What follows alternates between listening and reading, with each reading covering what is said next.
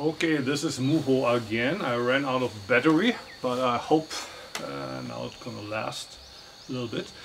I was trying to give a reply to the question why I accept only people between the age of 18 and 40 who want to stay for a minimum of 3 years and speak a certain amount of Japanese already. And I was talking about my visit to Melbourne. I think it was 3 years ago.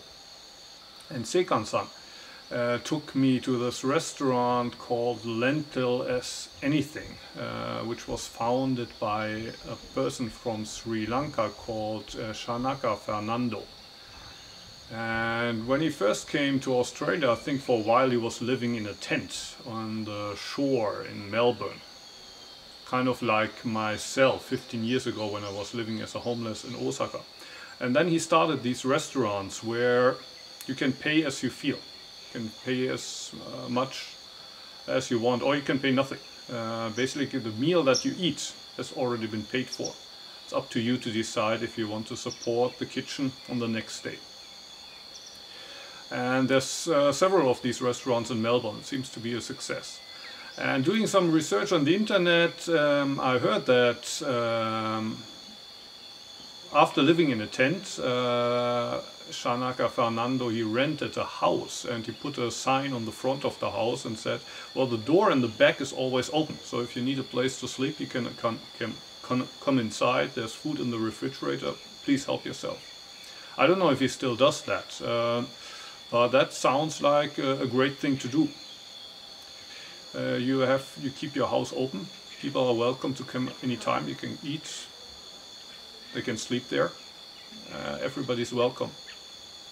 According to Wikipedia, the court ordered Fernando in 2011 to pay $14,000 in travel fees, and he said, "Well, that was not me. I gave my car. Anybody who wanted to use my car was welcome to use my car." So actually, was other people that are responsible for these traffic fees. And I could imagine that that's true, that other people used his car, he let him use his car, but still he was ordered to pay back these fees.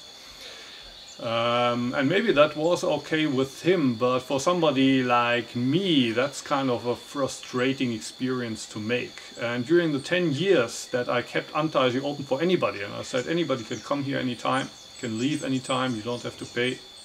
It's up to you to decide how long you stay. Don't need to speak Japanese either. I often made frustrating experiences, or even though it was only nice people coming here and great people, it was great to meet these people, often I felt quite tired. One thing is that although it was often a good amount of people during the summer months when it's warm, most people left during the winter. And during the first 3 years it was only me and one more person. Always another person. So each spring I had to teach the newcomers again from zero how to plant a rice field, how to grow vegetables in the vegetable field, how to use a chainsaw, stuff like that.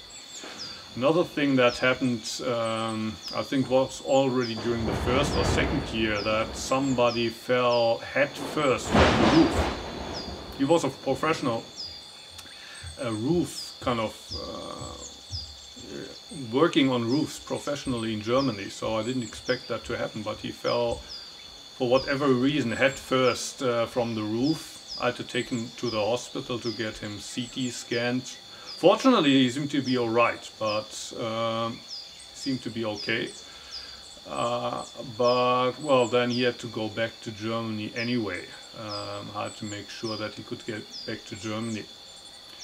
Probably the following year, it was a gentleman from Poland who decided to take the motorbike from Antaiji to town. He had a license, but unfortunately it was only a Polish license, not an international valid license. And for some reason he thought it's okay to go without a helmet. So the police stopped him, first because he had no helmet.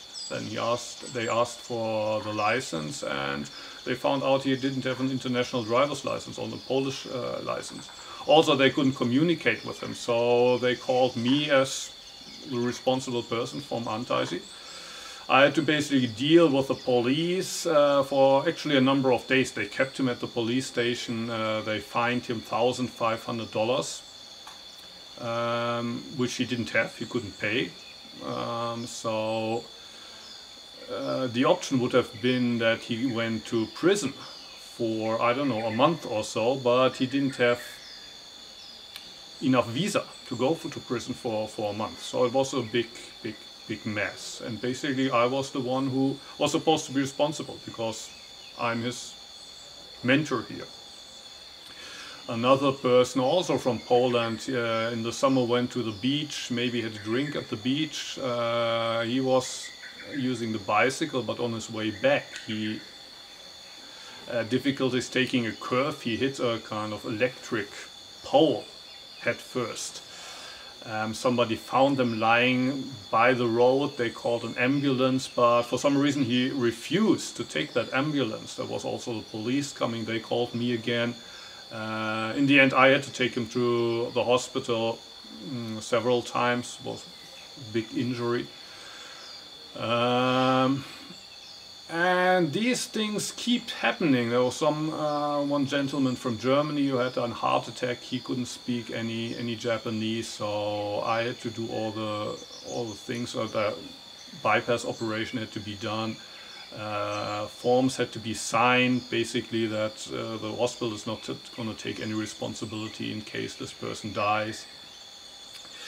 Another person from France in the winter, when Antaiji isn't accessible, he had problems mentally, and he got naked and started to beat people around him. So we had to call in a helicopter and bring him to the hospital. Again, he didn't speak Japanese, so I had to function as the translator.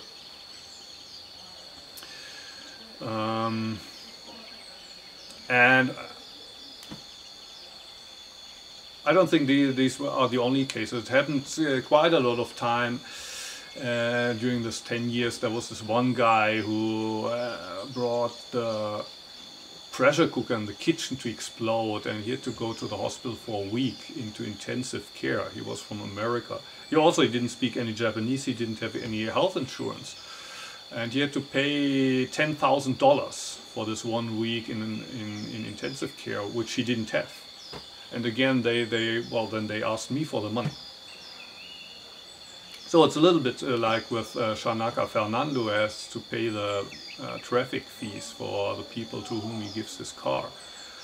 At one point, 3 years ago, I felt pretty out of energy, and I felt, well, I can't run this place like a guest house. And actually, I don't think of Antaiji as a guest house. I don't think this is supposed to be a guest house.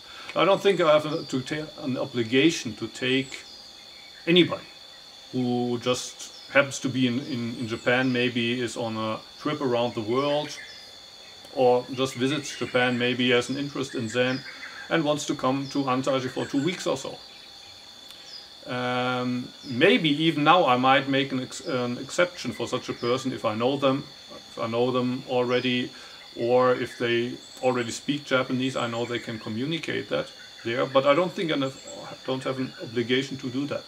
And actually 3 years ago, when I changed the rules, to my surprise, more people came until before. Before, when I said anybody can come for any time you want, there were less people here than now. Although now I say you have to stay 3 years. You should have a basic knowledge of Japanese. You should be between 18 and 40. I try to explain that on the homepage why these rules exist, but, well, for example, with the language. I'm not Japanese, but Antaiji is in Japan. The majority of people who stay in Antaiji right now are Japanese, so the common language is Japanese. If you want to stay for more than 90 days, you have to apply for a visa. This needs to be done in Japanese.